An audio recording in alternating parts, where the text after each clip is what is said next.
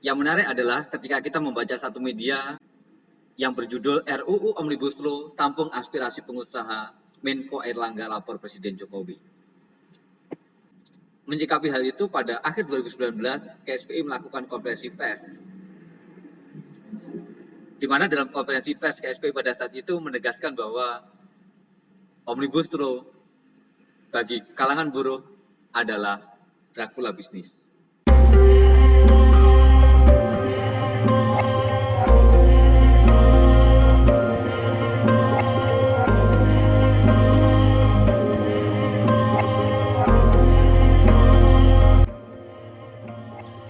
Dracula bisnis yang dimaksud oleh KSPI adalah sebuah upaya untuk mereduksi hak-hak buruh. Kalau Dracula menghisap darah manusia, maka Dracula bisnis adalah menghisap kesejahteraannya kaum buruh. Oleh karena itulah kaum buruh melakukan penolakan yang tegas terhadap Undang-Undang Cipta Kerja ini. Dracula bisnis menjadi sesuatu yang harus dilawan, Dracula bisnis menjadi sesuatu yang harus dihentikan, Dracula bisnis menjadi sesuatu yang tidak dikehendaki oleh kaum buruh. Jangan kurangi, jangan revisi, jangan dihapus perlindungan kaum buruh di Undang-Undang Ketenagakerjaan nomor berapa? Tahun 2003. Terkait dengan penyusunan draft RUU Cipta Kerja yang pada saat itu tidak melibatkan kaum buruh, Serikat Buruh menegaskan kekecewaannya. Itu artinya aspirasi kaum buruh tidak terakomodir di dalam Undang-Undang Cipta Kerja. Bahkan tidak hanya itu, kaum buruh juga melakukan protes keras terhadap keberadaan Satgas Omnibus Law, di mana dalam Satgas itu tidak ada satupun dari kalangan pekerja yang dilibatkan dalam proses itu. Hal lain yang menarik adalah ketika Ombudsman mengatakan bahwa anggota Satgas diminta untuk merahasiakan dari apa yang mereka bahas. Omnibus Law adalah sebuah regulasi, sebuah undang-undang, maka seharusnya dalam proses pembahasannya tidak dirahasiakan. Bahkan sebaliknya harus membuka seluas-luasnya aspirasi publik untuk dimintai masukan terkait dengan apa-apa yang akan diatur di dalam Omnibus Law. Lalu bagaimana jejak pembahasan buruh dalam pembahasan Undang-Undang Cipta Kerja? Di awal saya menyebutkan bahwa dalam proses pembahasannya kaum buruh memang tidak dilibatkan.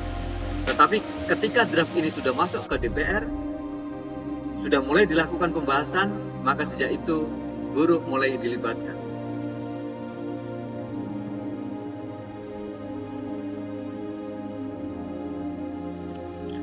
Ada dua tim yang terbentuk pada saat itu. Yang pertama adalah tim teknis. Tim ini dibentuk oleh pemerintah dan kemudian KSPI masuk di dalamnya. Di dalam tim teknis ini, anggotanya tidak hanya dari pemerintah dan serikat buruh, tetapi juga ada dari kalangan pengusaha yang kemudian ada di dalam tim teknis itu. Pendek kata, tim teknis itu adalah tim yang dibentuk secara tripartit. Ada pengusaha, pemerintah, dan kemudian serikat pekerja. Namun kemudian dalam proses pembahasannya, KSPI memutuskan untuk keluar dari tim teknis. Ada beberapa alasan yang mendasari kenapa kemudian KSPI keluar dari tim teknis. Yang pertama, KSPI memandang bahwa tim ini tidak memiliki kewenangan untuk mengambil keputusan dan kesepakatan. Yang kedua, terkait dengan sikap pengusaha yang mengembalikan konsep atau usulan dari unsur serikat pekerja, dinilai sebagai sebuah tindakan yang tidak menghormati proses perundingan.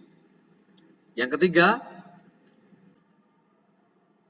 KSPI menilai bahwa tim ini hanyalah sebuah upaya untuk mendapatkan legitimasi dari kaum buruh. Dan yang keempat, KSPI memandang bahwa tim teknis tidak bisa menyelesaikan substansi masalah Omnibus Law yang dipermasalahkan oleh kaum buruh.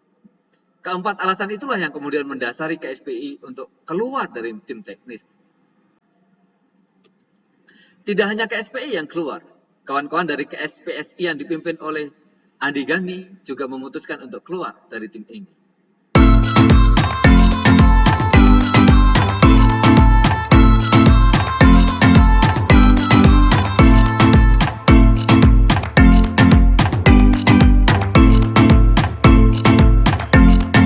Pasca keluar dari tim kecil, kemudian KSPI melakukan komunikasi dengan pihak DPR.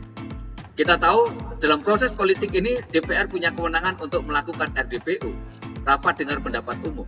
Dan banyak serikat pekerja yang kemudian hadir untuk menyampaikan apa pandangan-pandangan mereka di dalam RDPU itu.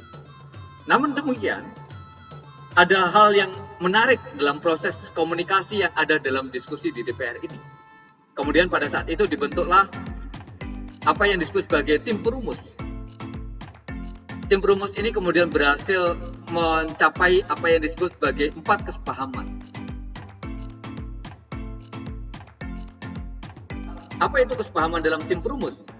Ada 4 kesepahaman yang didapatkan dalam tim perumus.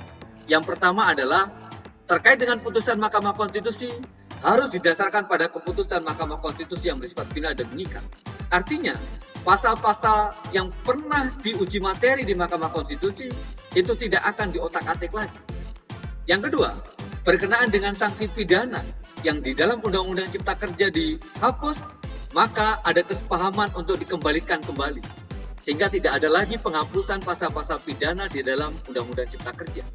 Yang ketiga, berkenaan dengan hubungan ketenagakerjaan yang lebih adaptif terhadap perkembangan industri, maka pengaturannya dapat dimasukkan dalam RUU Cipta Kerja dan terbuka terhadap masukan publik.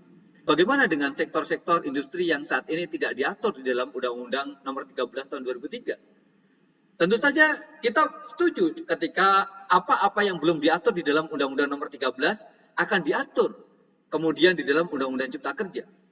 Namun demikian yang perlu digarisbawahi adalah dalam proses perumusannya harus terbuka terhadap masukan publik. Itu artinya melanjutkan kembali Undang-Undang Cipta Kerja untuk memasukkan hal-hal yang belum diatur di dalam Undang-Undang Nomor 13 sangat tidak mungkin.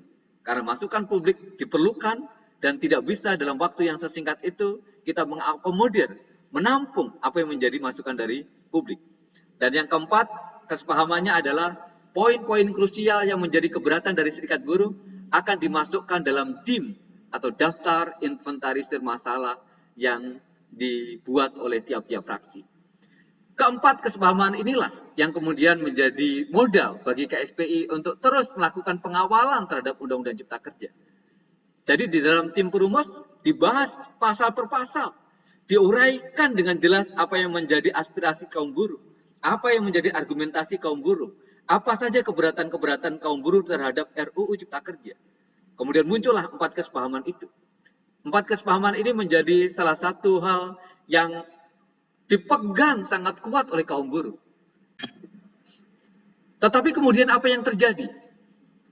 Kaum buruh menilai bahwa apa yang telah menjadi kesepahaman di dalam tim perumus yang dibentuk oleh DPR dan serikat buruh ternyata jauh panggang dari api. Banyak kesepahaman yang hanya indah di atas kertas, tetapi kemudian tidak bisa terwujud dalam pasal-pasal yang diatur di dalam undang-undang.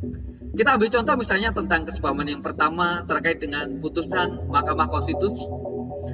Ternyata masih ada putusan dari Mahkamah Konstitusi yang kemudian diabaikan di dalam Undang-Undang Cipta Kerja. Ambil contoh mengenai putusan Mahkamah Konstitusi mengenai PHK karena alasan efisiensi. Dalam putusan Mahkamah Konstitusi sebelumnya, PHK karena efisiensi hanya bisa dilakukan ketika perusahaan tutup secara permanen. Tetapi dalam aturan yang baru, dalam pasal di Undang-Undang Cipta Kerja, PHK karena efisiensi justru bisa dilakukan bahkan ketika perusahaan tidak tutup secara permanen. Ini tentu saja mengabaikan putusan Mahkamah Konstitusi, bahkan bertentangan, bertolak belakang terkait atau terhadap apa yang pernah diputuskan oleh Mahkamah Konstitusi. Yang kedua adalah pasal-pasal mengenai pidana. Ternyata masih ada pasal pidana yang dihapuskan di dalam Undang-Undang Cipta Kerja. Itu artinya apa? Itu artinya pasal-pasal pidana yang ada di dalam Undang-Undang Nomor 13 tidak sepenuhnya bisa dipertahankan di dalam Undang-Undang Cipta Kerja. Itu artinya apa? Itu artinya baik buruh yang berada di dalam tim perumus bentukan DPR maupun tim kecil yang dibentuk oleh pemerintah sama-sama tidak mengakomodir apa yang menjadi kepentingan kaum buruh.